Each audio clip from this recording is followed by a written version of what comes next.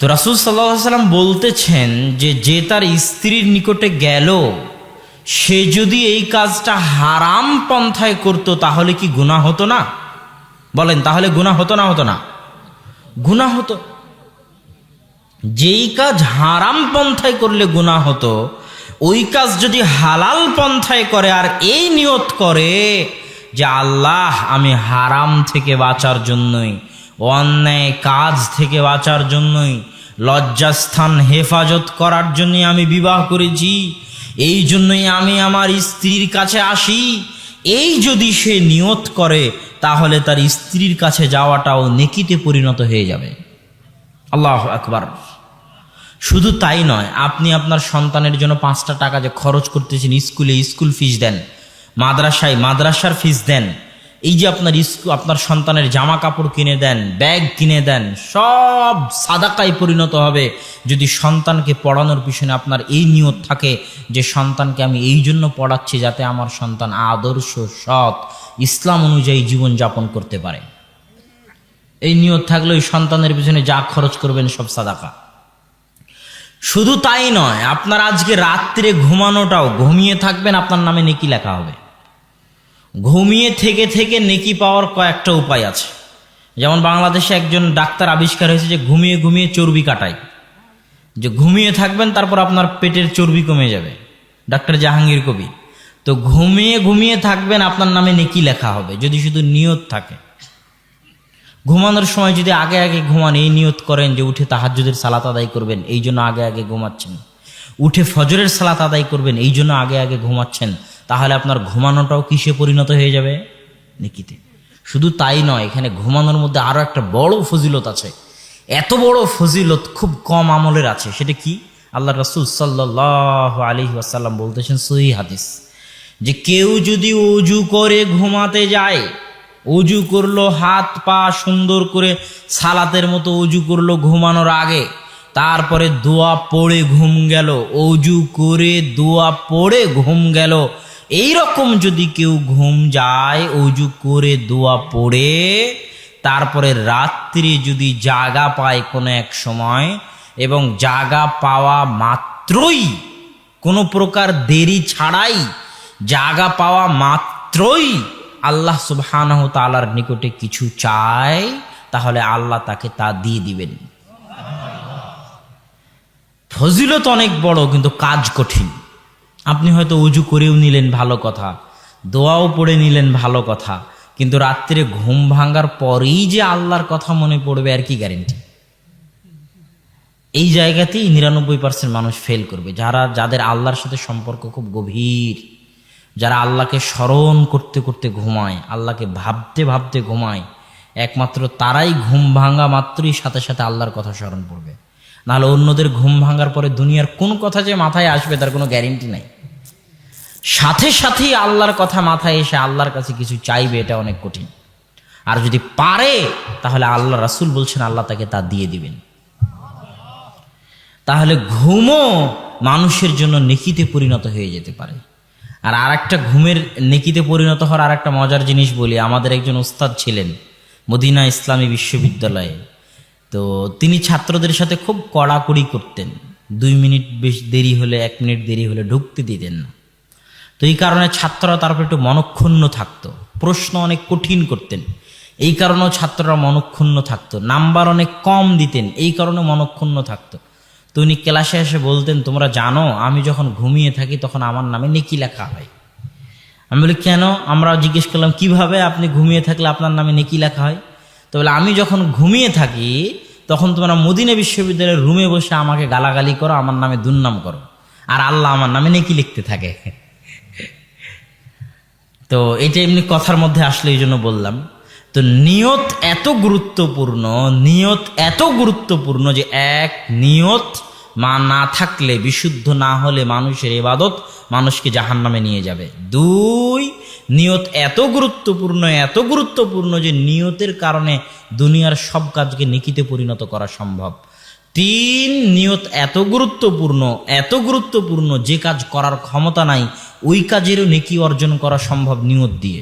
দলিল, রাসূল সাল্লাল্লাহু আলাইহি ওয়াসাল্লাম বলতেছেন, যখন কোনো মানুষ গুনাহের কাজের নিয়ত করে, যে গুনাহের কোনো একটা কাজ করবে মর্মে পরিকল্পনা করেছে, তখন আল্লাহ সুবহানাহু ওয়া তাআলা ফেরেশতাদের বলেন যে তার নামে তোমরা কোনো গুনাহ লিখিও না।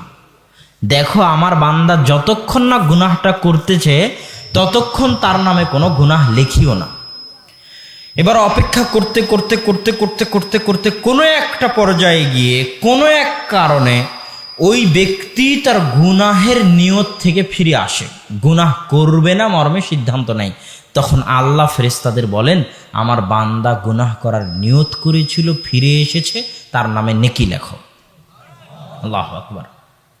তাহলে গুনাহের নিয়ত করে ফিরে আসলেও আল্লাহ সুবহানাহু ওয়া তাআলা নেকি দিচ্ছেন। এর উল্টা যখন কোনো মানুষ নেকির কাজের নিয়ত করে, করতে পারুক আর না পারুক, সাথে সাথেই আল্লাহ সুবহানাহু ওয়া তাআলা তার জন্য নেকি লেখার নির্দেশ দেন। যেমন আপনি মনে মনে নিয়ত করলেন কোনোদিন যদি কোটি টাকার মালিক হতে পারি তাহলে আল্লাহর রাস্তায় দান করে দেব। আপনি হতে পারেন আর না পারেন, আপনার এই আশা, এই ইচ্ছা, এই নিয়তের জন্য আল্লাহ নেকি লিখবেন। আপনি মনে মনে নিয়ত করলেন কোনোদিন যদি আলেম হই তাহলে আমি আল্লাহর রাস্তায় মানুষকে দাওয়াত দিব, বা যদি এটা হতে পারি বা এটা যদি হয় তাহলে এই করব। এই যে আজকে আমার আগে বক্তব্য দিল জামিয়া সালাফিয়ার ছাত্র যে আপনারা সবাই এখান থেকে 5 ওয়াক্ত সালাত আদায় করবেন, উপস্থিত যারা ওর তার বক্তব্য শুনে এতটুকু নিয়ত করেছে যে করবে, বাস্তবায়ন করতে পারুক আর না পারুক, তার এই নিয়তের জন্য আল্লাহ নেকি লিখে ফেলেছেন। তো এই জন্য নিয়ত হলো এত গুরুত্বপূর্ণ যে আমল না করেও আমলের ইচ্ছা পোষণ করলেও আল্লাহ নেকি দেন। তো ইচ্ছা পোষণ করতে কি বাধা আছে? কোনো বাধা নেই। সুতরাং আমাদের নিয়তের বিষয়ে সজাগ এবং সচেতন হতে হবে। নিয়তের বিষয়ে সংক্ষিপ্ত আলোচনা করার পর আজকে আমাদের আলোচনার বিষয়বস্তু হচ্ছে তাওহীদ, শিরক, সুন্নাত ও বেদাত। মানুষের আবেদনের কারণে, পরিবেশ পরিস্থিতির কারণে আমাদেরকে অনেক সময় একই বক্তব্য অনেক জায়গায় দেওয়া লাগে। আমার এই বিষয়ের উপর বিস্তারিত বক্তব্য পাবেন আপনারা ইউটিউবে সার্চ দিলেই। তাওহীদের উপর, সুন্নাতের উপর বক্তব্য পাবেন। আমরা হাদিস মানতে বাধ্য, আমরা হাদিস মানতে বাধ্য 1, আমরা হাদিস মানতে বাধ্য 2। বহু আগে বক্তব্য দিয়েছিলাম। এটা পুরোটাই সুন্নাতের উপর আমল করার ক্ষেত্রে বিস্তারিত লম্বা 1.5-2 ঘন্টার 2 পর্বের আলোচনা। তো এখন সংক্ষিপ্তভাবে তাওহীদ, শিরক, সুন্নাত, বেদাত। তাওহীদ মানুষের জন্য কেন জরুরি? তাওহীদ মানুষের জন্য এই জন্য জরুরি, এই যে নিয়তের আলোচনা করলাম, আপনারা নিয়ত করলেনও একটা ভালো কাজ করার। ওই ছেলে সালাতের কথা বলে গেল, সালাতেরও নিয়ত করলেন। আজকে এখানে উপস্থিত হয়েছেন, বক্তব্যের শুরুতে ইখলাসের আলোচনা শুনে নিয়তটা পরিশুদ্ধ করে নিলেন যে আল্লাহর সন্তুষ্টির জন্য এসেছেন। তো ভাবতেছেন এটারও নেকি পাবেন। আরও হয়তো 2-4টা ভালো কাজ করেছেন, সেটারও নেকি পাবেন ভাবতেছেন। কিয়ামতের মাঠে গিয়ে দেখতেছেন নেকি নাই। কেন নাই? আপনার তাওহীদ বিশুদ্ধ ছিল না তাই। কেন নাই বলেন তো? একটু জোরে বলেন, শুনতে পাই যাতে আমি। তাওহীদ বিশুদ্ধ ছিল না তাই। তাওহীদ এত গুরুত্বপূর্ণ জিনিস যে সবকিছুর মা, সবকিছুর চাবি হচ্ছে তাওহীদ। তাওহীদ ঠিক থাকলে বাকি জিনিসগুলো গ্রহণযোগ্য হবে। সালাত গ্রহণযোগ্য হবে, নেক নিয়ত গ্রহণযোগ্য হবে, ভালো আমল গ্রহণযোগ্য হবে। তাওহীদে গরমিল কোনো আমলিয়ার ভিতরে ঢোকার সুযোগ পাবে না। মানে তাওহীদ না থাকলে আপনি মুসলমানই আছেন কিনা এটা নিয়ে সন্দেহ আছে। তাওহীদের বিষয়ে আমি আপনাকে বলি, তাওহীদ হচ্ছে 3 প্রকার। প্রকারগুলো পরে বুঝাচ্ছি। তাওহীদুর রুবুবিয়্যাহ, তাওহীদুল উলুহিয়্যাহ, তাওহীদুল আসমা ওয়াস সিফাত। আল্লাহ সুবহানাহু ওয়া তাআলা পবিত্র কোরআনে বলছেন, আম্মান খালাকাস সামাওয়াতি ওয়াল আরজ। দুনিয়ার মানুষ, আসমান, জমিন কে সৃষ্টি করেছে? কে সৃষ্টি করেছে? আল্লাহ জানেন যে আপনারা বলবেন আল্লাহ সৃষ্টি করেছে। কেন জানেন আল্লাহ? আল্লাহ জানেন দেখে আল্লাহর রাসূলকে বলতেছেন যে মুহাম্মদ সাল্লাল্লাহু আলাইহি ওয়াসাল্লাম, মুহাম্মদ সাল্লাল্লাহু আলাইহি ওয়াসাল্লাম আপনি ইহুদি খ্রিস্টানদেরকে গিয়ে জিজ্ঞেস করেন একটু যে আসমান জমিন কে সৃষ্টি করেছে। আপনি দেখবেন প্রত্যেক ইহুদি খ্রিস্টান আপনাকে বলবে যে আসমান জমিন আল্লাহ সৃষ্টি করেছে। এটা আল্লাহর কথা কোরআনে। লা ইয়াকুলুন্নাল্লাহ, আল্লাহ বলছেন অবশ্যই নিশ্চয়ই প্রত্যেক প্রত্যেক ইহুদি প্রত্যেক খ্রিস্টান বলবে যে আসমান জমিন কে সৃষ্টি করেছে? আল্লাহ সৃষ্টি করেছে। আল্লাহর এই কথার পিছনে যুক্তি আছে। কি যুক্তি? আবু জাহাল, যাকে আমরা কাফেরদের কি মনে করি? সর্দার মনে করি, সে আবু জাহাল বদরের যুদ্ধে আল্লাহর নিকটে দোয়া করতেছে, আল্লাহ আজকে বদরের যুদ্ধে আল্লাহ মানসুর আহদাল ফিআতাইন, বেশি হকের নিকটবর্তী দলকে বিজয়ী করো। কে দোয়া করতেছে? কার নিকটে? তো আবু জাহেল আল্লাহর উপর বিশ্বাস করে না? করে না। তাহলে আবু জাহেল কাফের কেমনে হলো? ঠিক তেমনই দেখেন, আব্দুল্লাহ, এটা হচ্ছে আল্লাহ রাসূলের পিতার নাম। কি নাম বলেন তো? আব্দুল্লাহ। আব্দুল্লাহ শব্দের অর্থ কি? আল্লাহর বান্দা। তো যে আল্লাহর উপর বিশ্বাস করে না, তার বাপ তার নাম আব্দুল্লাহ রাখবে আর সে তার নিজের নাম আব্দুল্লাহ মেনে নিবে, এটা হয়? বলেন। মানে অবশ্যই আব্দুল মুত্তালিব এবং আব্দুল্লাহ আল্লাহর উপর বিশ্বাস করত, এই জন্যই তার নাম আব্দুল্লাহ। আব্দুল মুত্তালিব যখন আব্রাহার বাহিনী যখন আসহাবুল ফিল হাতে নিয়ে যখন কাবা ঘর ধ্বংস করতে আসলো, তখন আব্দুল মুত্তালিব বলল, আল্লাহ তোমার ঘর তুমি হেফাজত করিও। তো আব্দুল মুত্তালিব আল্লাহর উপর বিশ্বাস করে না? করে না? করে।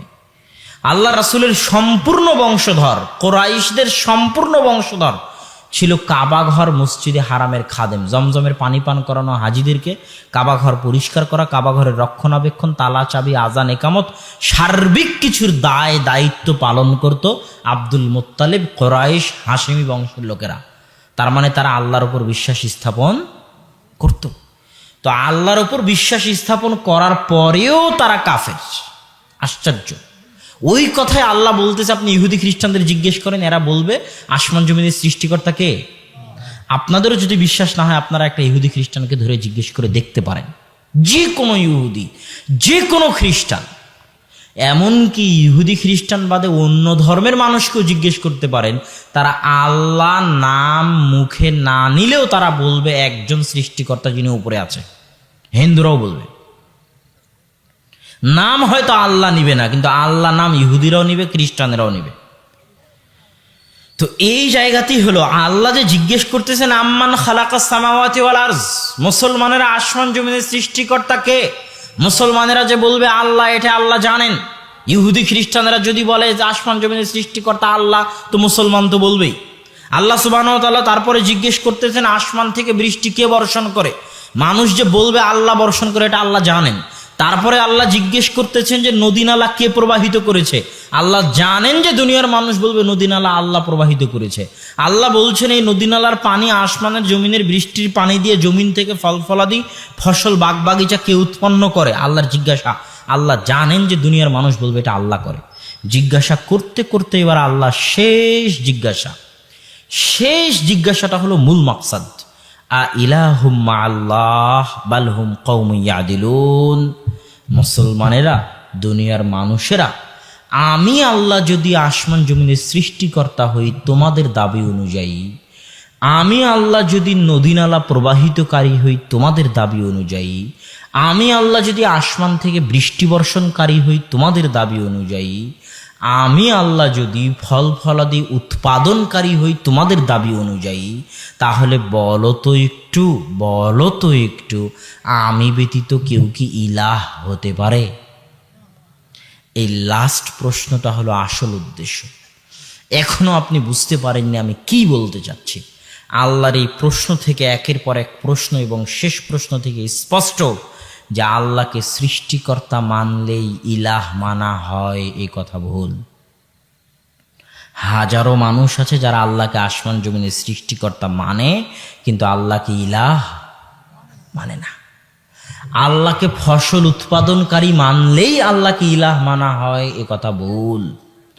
আল্লাহকে নদী নালা প্রবাহিতকারী মানলেই আল্লাহকে ইলাহ মানা হয়, এ কথা ভুল।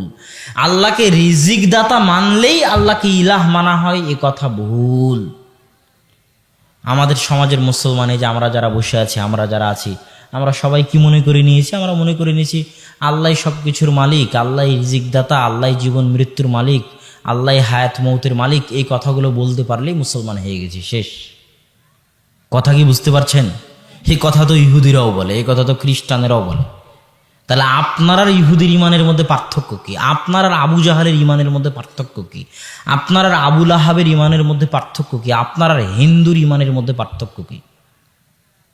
আপনি যতক্ষণ বুঝতে না পারবেন ইলাহ কাকে বলে, ততক্ষণ আপনার এই দাবির কোনো ভ্যালু নাই।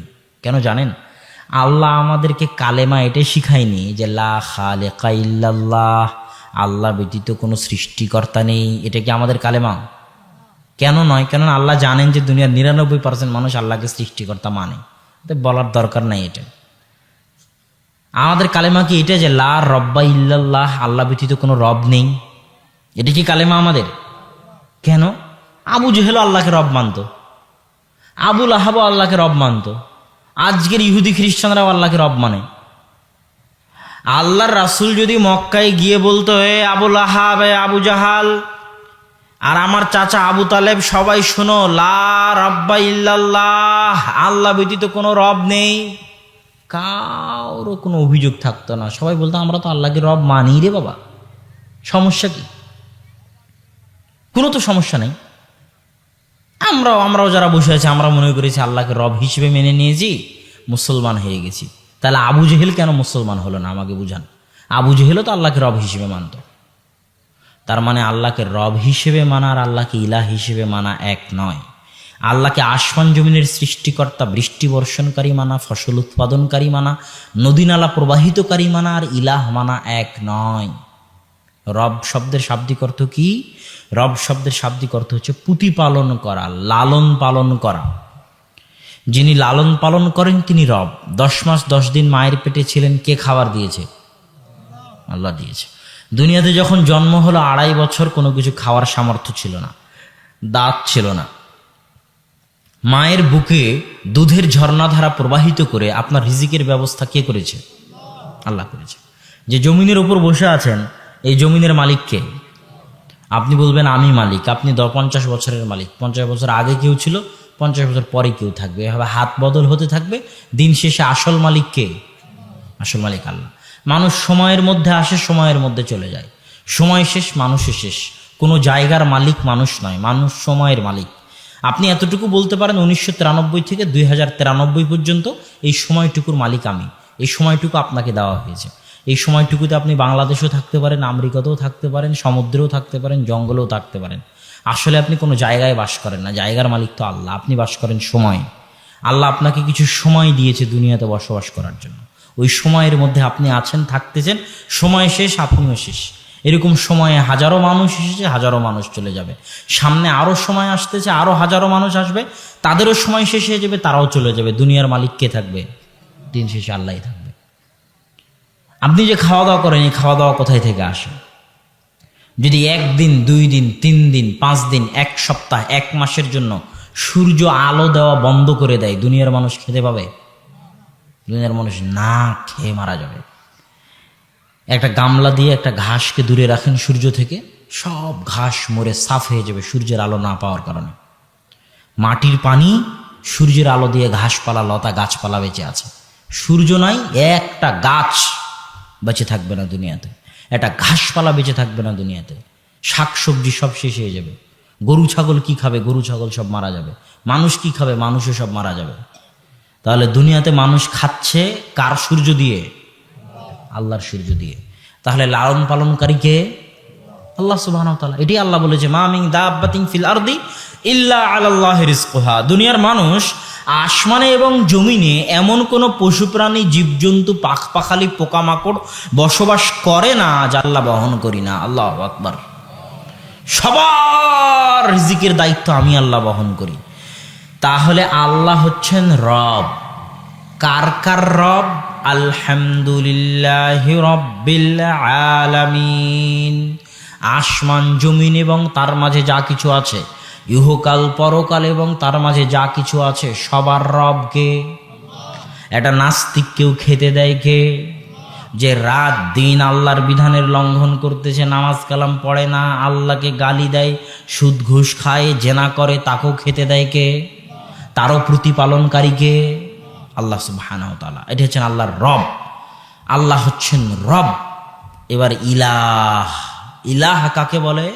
আমাদের কালেমা হচ্ছে লা ইলাহা ইল্লাল্লাহ, এবং কালেমায়ে শাহাদাত হচ্ছে আশহাদু আল্লাহ ইলাহা ইল্লাল্লাহ। এটা কালেমা নয় যে আশহাদু আল্লাহ রব্বা ইল্লাল্লাহ, আমি সাক্ষ্য দিচ্ছি যে আল্লাহ ব্যতীত কোনো রব নেই। কেন?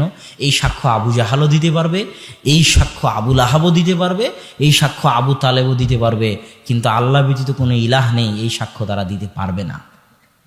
অতএব আপনাকে বুঝতে হবে রব এবং ইলাহের মধ্যে পার্থক্য কোথায়। ইলাহ মানে হচ্ছে, ইলাহ মানে কি? ইলাহ মানে হচ্ছে আপনার সম্মানের জায়গা পাওয়ার একমাত্র হকদার, আপনার ইবাদত পাওয়ার একমাত্র হকদার, আপনার প্রার্থনা, আপনার দোয়া পাওয়ার একমাত্র হকদার। আপনি যার আদেশ নিষেধ মানবেন, সেই আদেশ নিষেধ মান্য হওয়ার যার মানবেন তার একমাত্র হকদার। এগুলো হচ্ছে ইলাহ, বুঝায় যাকে। যেমন আপনি যে সম্মান দিবেন, এই সম্মান পাওয়ার একমাত্র হকদারকে আল্লাহ সুবহানাহু ওয়া তাআলা। এখন আপনি শহীদ মিনারের একটা কাঠের খাম্বাকে, ইট পাথরের খাম্বাকে গিয়ে সম্মান দিচ্ছেন, তাহলে আপনি আল্লাহকে রব হিসেবে মানেন ঠিকই, ইলাহ হিসেবে আবার কালেমা পড়তে হবে। আবার কি করতে হবে? আবার কালেমা পড়তে হবে যে আশহাদু আল্লাহ ইলাহা ইল্লাল্লাহ, আল্লাহকে ইলাহ হিসেবে মানি। না হলে আপনার ঈমান আর আবু জাহালের ঈমানের মধ্যে কোনো পার্থক্য নাই। প্রার্থনা এবং দোয়া সারা জীবনে যদি মনে করেন একবার দোয়া করবেন, তো ওই একবার দোয়া কার নিকটে করতে হবে? আল্লাহর নিকটে। আপনি যদি মনে করেন শাহজালালের মাজারে গিয়ে করবেন, শাহ মখদুমের মাজারে গিয়ে করবেন, তাহলে আপনি আল্লাহকে রব হিসেবে মানেন ঠিকই, ইলাহ হিসেবে মানেন না। কি ব্যাপার ভাইরা, আপনারা কথা বলেন না যে? আমার কথা কি বুঝা যায় না? যায় না? বুঝাতে না পারলে বলবেন, আমি আবার বুঝাবো। আপনাকে এটা চিনাতে এসেছি, মুসলমান হতে এসেছি। আমি নিজে মুসলমান হতে চাই, আপনাকেও মুসলমান করতে চাই। যে লা ইলাহা ইল্লাল্লাহ মানে কি, আল্লাহ কে, আল্লাহর পরিচয় কি, কেমনে আপনি চিনবেন আল্লাহকে, আল্লাহর পরিচয় কি, কেমনে প্রকৃত মুসলমান হবেন, এই তাওহীদ যদি না বুঝেন তাহলে সঠিকভাবে মুসলমান হতে পারবেন না। এই জন্য তাওহীদ বুঝে যেতে হবে।